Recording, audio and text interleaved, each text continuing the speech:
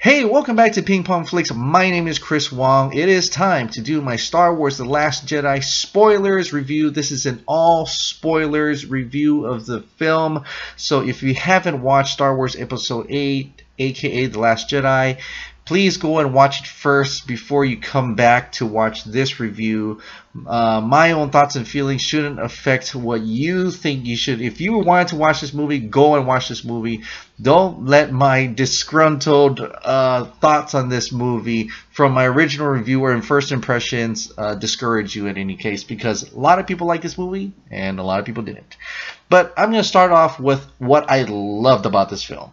I'm a Star Wars fan per se only in the movies. Like, I don't collect the comics or I don't do any of that stuff. Okay, I don't play I play a video game. I played Battlefront and I played Jedi Knight. I played the Jedi training games, Jedi Academy. But I grew up on the old Star Wars films. And I love those. I grew up on them. I mean, they were like nostalgia. And I actually liked the prequels films. So I'm your rare duck that likes prequel films, loves the original, and I love Star Wars Force Awakens.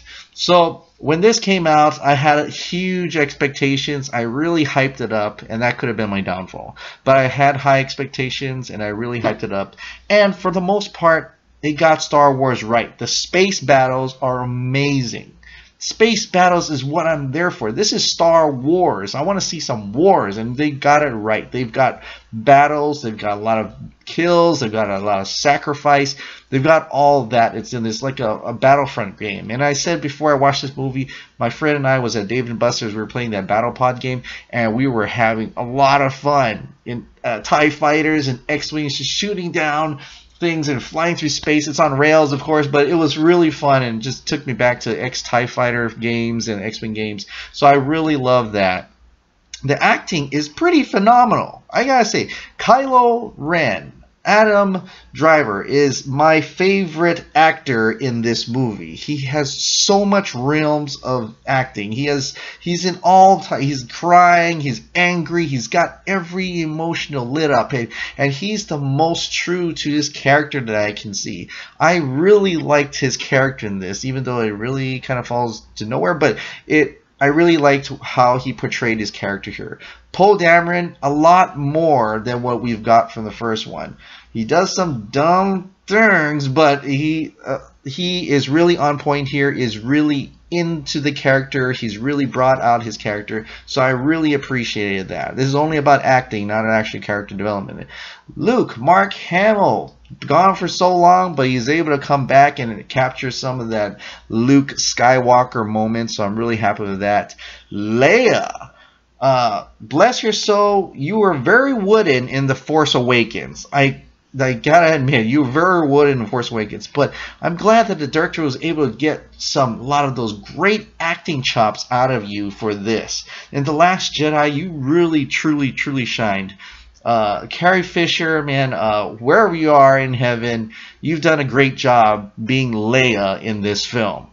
The music, of course, John Williams, Star Wars music, it's gonna be that. It sounds like Star Wars music. It is Star Wars music. It is way better than the Rogue One music. Okay, it's way better than that. We're finally got the Star Wars music we got from The Force Awakens, the Star Wars before that, everything. I mean, it's perfect. It's great. And it's got that feeling, even the edge when you get to the action scenes, the Leia scenes, you even hear the Han Solo kind of type feel. So it's kind of cool. It's really cool.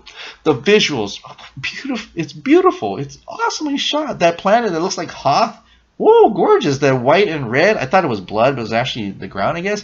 And that's great. There are a lot of cool scenes and segments, a lot of good cinematography here. I love at the end where Luke is looking into the sunset. There's two suns, and it's just almost feels it's like capturing that Tatooine, that Tatooine scene in The New Hope, where young Luke Skywalker is looking out towards his future and he sees the two suns. It captures that moment beautifully, so it kind of circles back, and I like that part of it. The best part, absolutely best part in this whole film, and there are great moments, don't get me wrong, there are a lot of great moments in this film. The one moment I loved the most best is during the Emperor's chamber room, or Snoke's chamber room, Supreme Leader, and Kylo and Rey decide to team up and fight the Royal Guards, the Crimson Guards, or whatever they were. And that was awesome. That was like, you know it's coming, and then when it comes, you're like, yes, yes, that's awesome. Now, I don't know why they weren't using Force powers, but it felt like more of a samurai type of ninja type of feel to it, so I was okay with that. It was very medieval kind of sword fighting, sword play, and it was cool. It was really good, and you can tell that, you know, if you really watched it, Kylo Ren took out most of the bad guys, and Rey took out maybe 2. I don't know, but it's really cool. That part was the best. I actually wish they had teamed up more. I actually wish Rey went to the dark side, to be quite honest. Here comes the downsides, the huge downsides, and this is I had to think of all day. I had a lot of discussions with my friend. J.J. Abrams built up something in The Force Awakens. Okay, he built up a lot of plot points that is not earned in this one. Like Snoke, Supreme Leader Snoke. It seems like he's set up this guy to be a big bad guy. You know, he's supposed to be this big honcho guy. He's supposed to be the Palpatine of this new universe. At least we thought. And I feel like J.J. Abrams was trying to give a little hope and not hope, but mystery to this guy, to make him more mysterious, have a background to him. That didn't matter. He just gets killed in this one, and we don't even know who he is. He didn't need that disfigured face. He didn't need to look mysterious. He could have just been some guy, and that would have been fine. But they made him out to be like he's a supporting character, but just like that. Just like that, he dies. He dies. He dies in the hands of Kylo Ren. How can he not? The Supreme Leader Snoke, the Dark Leader himself, who was able to bridge that connection mind gap to Kylo and Rey, to put them together, interact, cannot know that one lightsaber is turning around to him and is about to kill him.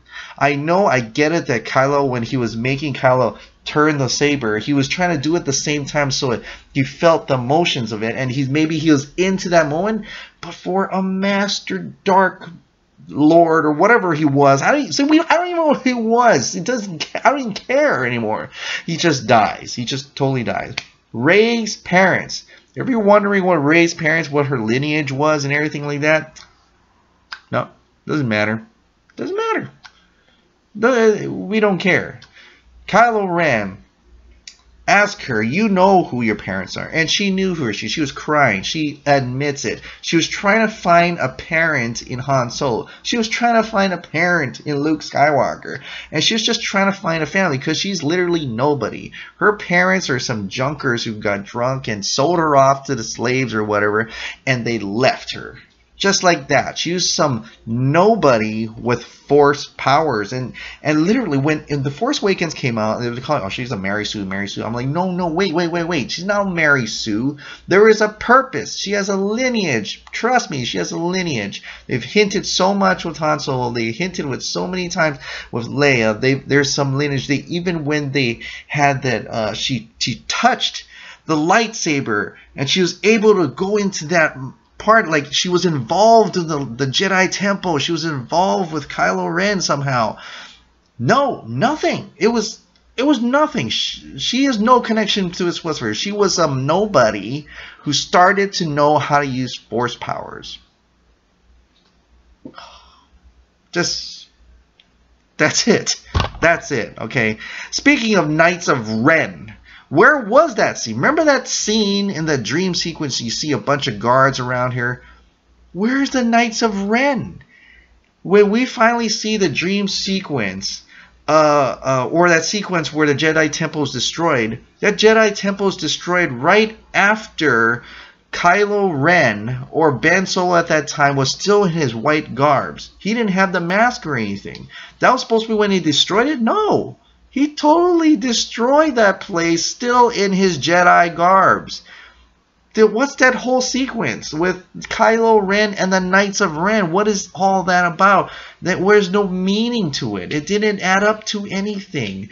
They took away this whole sequence, nightmare sequence, like how Justice League took out the nightmare sequence from Batman vs Superman. That's just it just feels like that.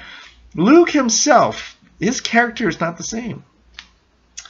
He's supposed to be a master Jedi user. And he couldn't see that bridge gap that Snoke was trying to do by connecting to them the first time. Remember when Rey shot out that laser and then she turns around and she's still talking. She's outside the building. She's talking to him. And Luke's like, what's going on? And she's like, look, what do you mean? You can't see that? I thought you were some Jedi master.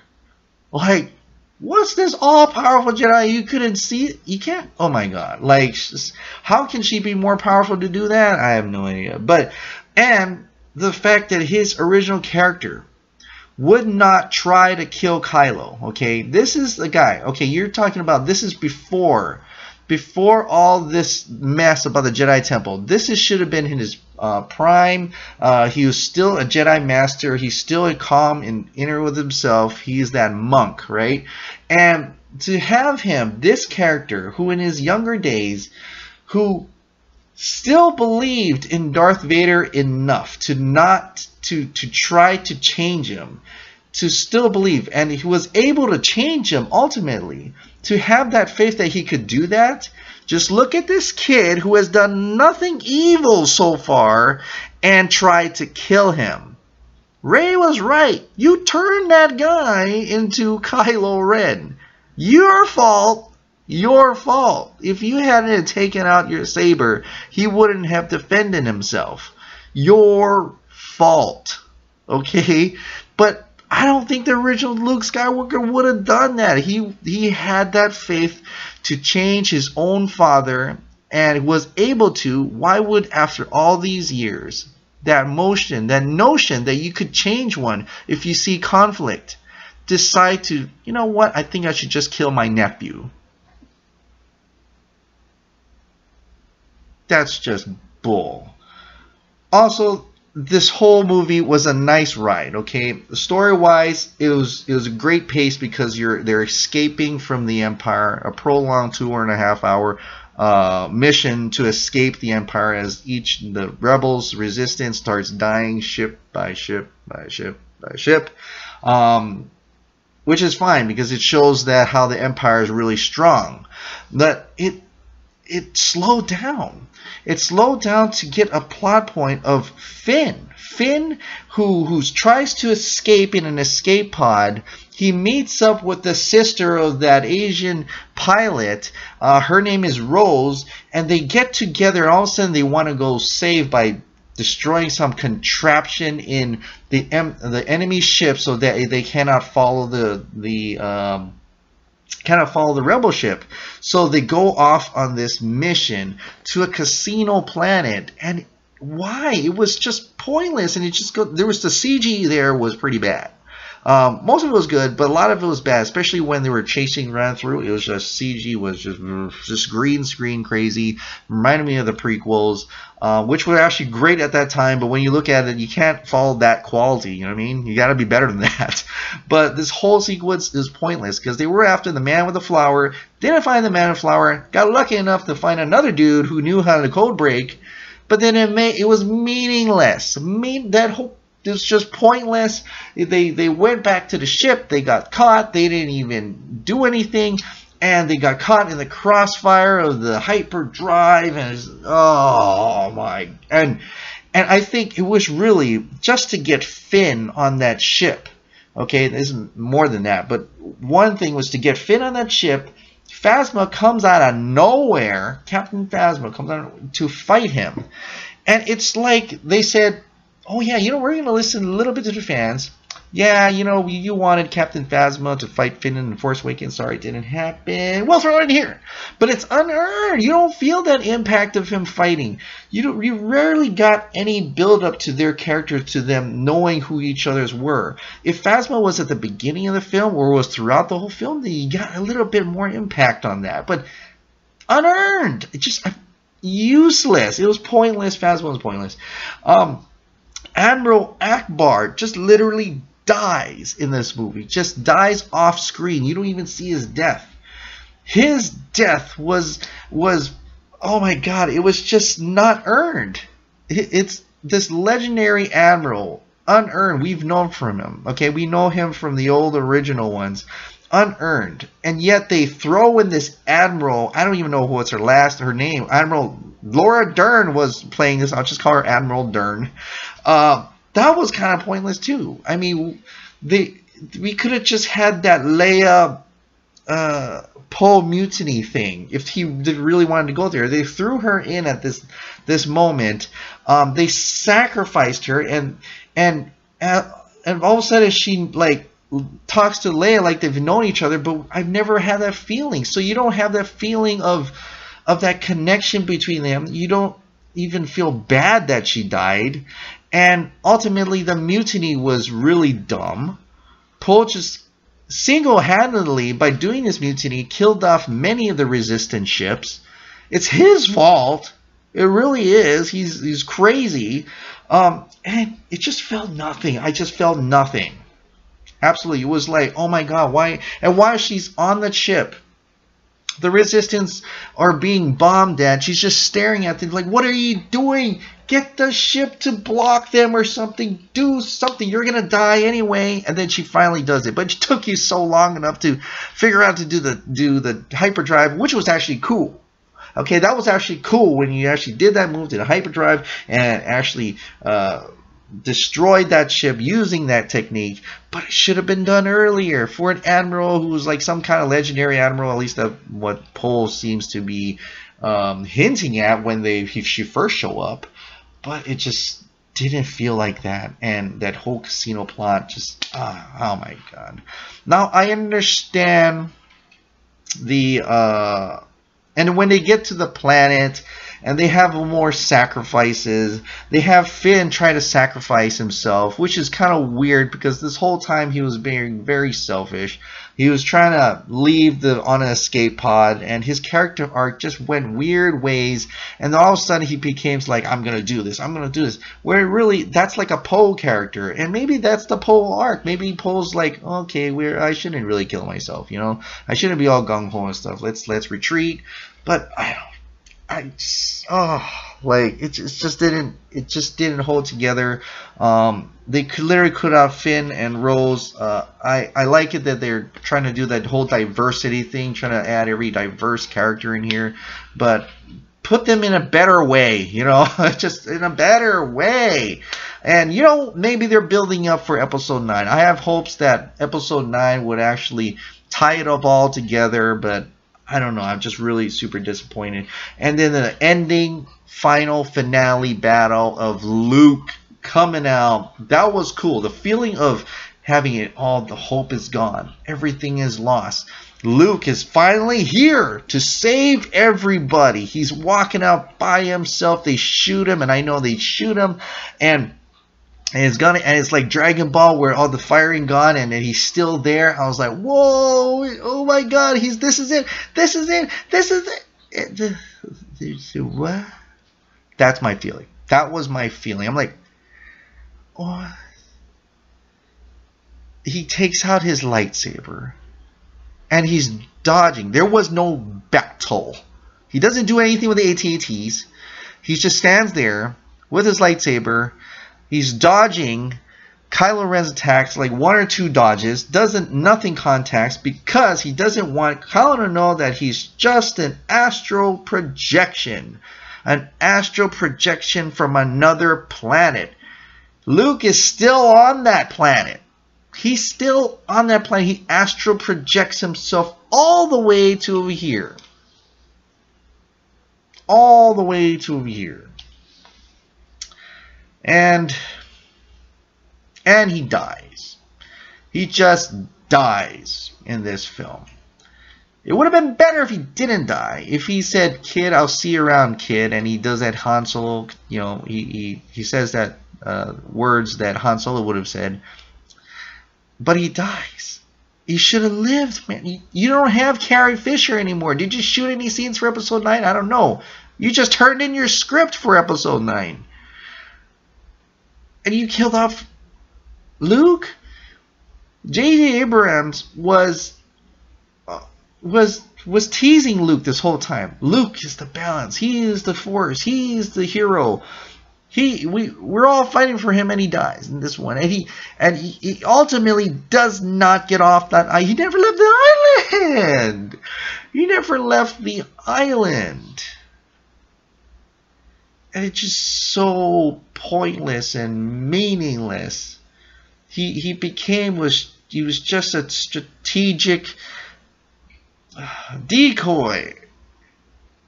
And oh, man. But you know what?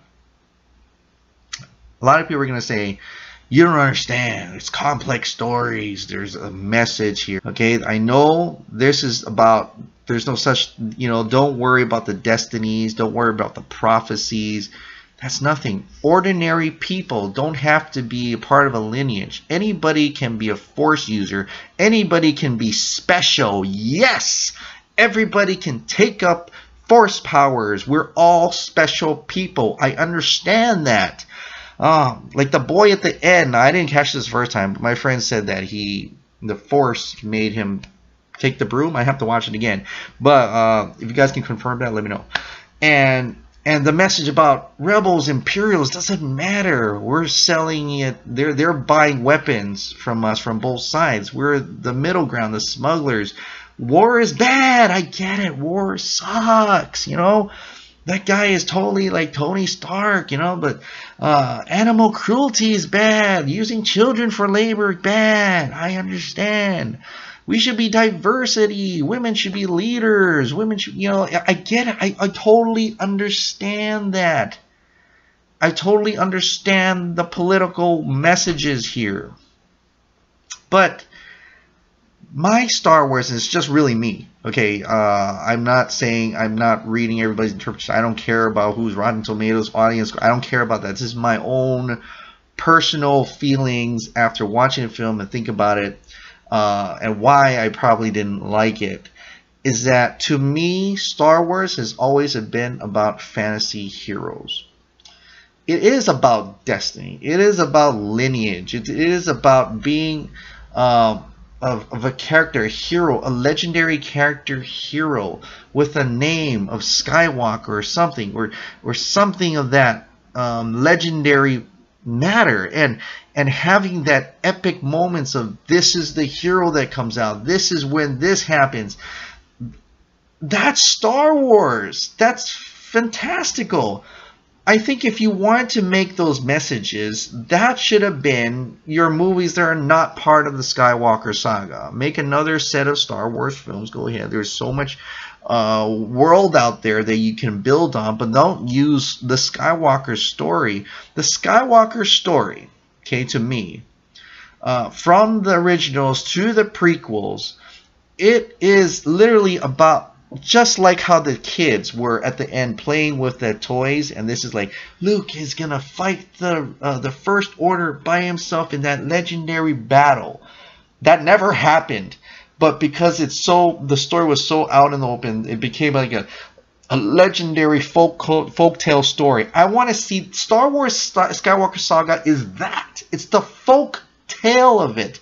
It's the incredible of it. It's the fantastical of it. It's the ones that you hear in your bedtime. It's it's the story that you hear in a bar when people start talking about, singing about the heroes and stuff.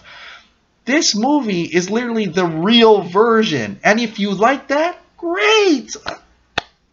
I'm glad you enjoyed it. I really do, because I do not wish you had that feeling of disappointment like I did. I hoped you would leave the theater and love it.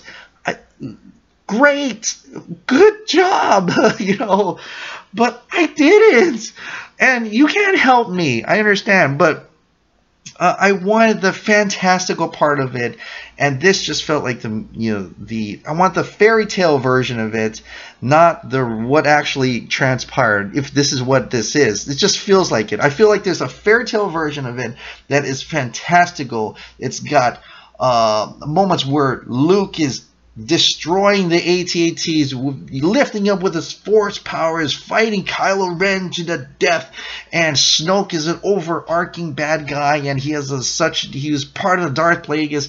The lore that seems to have been built up by The Force Awakens has been totally demolished to be pointless and meaningless, and it becomes just an ordinary story, something of Earth. It became too real, even though there's force powers. I understand that, but it just felt too real because anybody could be a force user. It doesn't matter who you are. It doesn't matter about the overarching villain. And for me, that's not Star Wars. That's another sci-fi movie. That's side story Star Wars. That's like some little minuscule thing. It made it less legendary, less epic.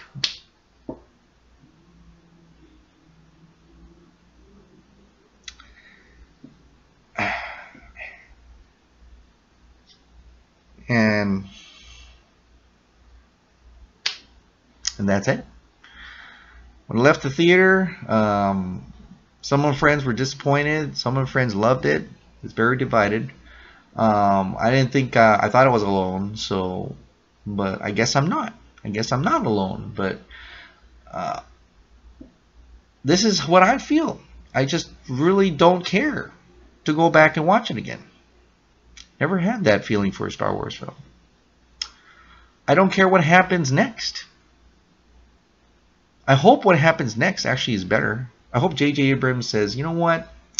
I see what you did there, Rian Johnson. You took out all my build-up, destroyed it, and you expect me to direct this film that leads to nothing? I mean, Kylo Ren, for whatever character he is, he doesn't seem dangerous now. He doesn't seem like the ultimate bad guy. Something to look forward to finishing off. Unless they start up a new bad guy, I don't know. But if they're leaving off these characters in a resistance force that can fit in the Millennium Falcon, they're dead, you know? They're totally gone. Until they find help. But this First Order has proved to be not as dangerous. They've killed off Phasma. They killed off Snoke. The Admiral is weak. You know, Admiral Hux. Kylo Ren is like he's not kept. You know, he's very sporadic and emotional now. Which he's very good at acting that. But just his character is so emotional. He has no control and things like that. That leaves a lot of openings. Literally, they're just going to finish this film off. I mean, they just kill him already. And now, I think at the end, when Rey's got the Jedi books, great. And she got that from the tree. Which, by the way, the Yoda thing and Yoda and Luke, I love that scene too. It takes me back a lot. But I don't know, what are you going to do with it? I mean, Yoda just said books are pointless unless he was just trying to make sure Luke didn't see that she stole it, but it doesn't matter because he's now a Force ghost. I don't know. And it seemed like they're going to force the whole Rey and Poe romantic. I mean, just the look when they shook hands and I'm Rey, I'm Poe, and they just kind of looked at each other. They're going to force that, I think, because Finn's with Rose now, I think, and that's going to be forced. But I don't know. I don't know. Just what they're going to do with Leia. I don't know how they can do that. CG Carrot Fisher? And you should have kept Mark Hamill. Unless he comes back totally Force Ghost and is able to interact with the characters here and there. Or, you know, I'm thinking he's going to come back as kind of like a Jor-El type thing in Man of Steel. But Anyway, it's time to end this. This is too long. Please comment down below. I'd like to hear more discussions about it. Your take on it. Like, am I kind of crazy here? Anyway, guys, that's enough for this Star Wars Last Jedi spoiler talk. There's still a lot more discussions to be had, and you know, I'm wondering what that episode 9 is. Not looking forward to it, but I'm still wondering. All right, guys. Thank you so much for subscribing. Thanks so much for watching. I'll see you next time. Bye.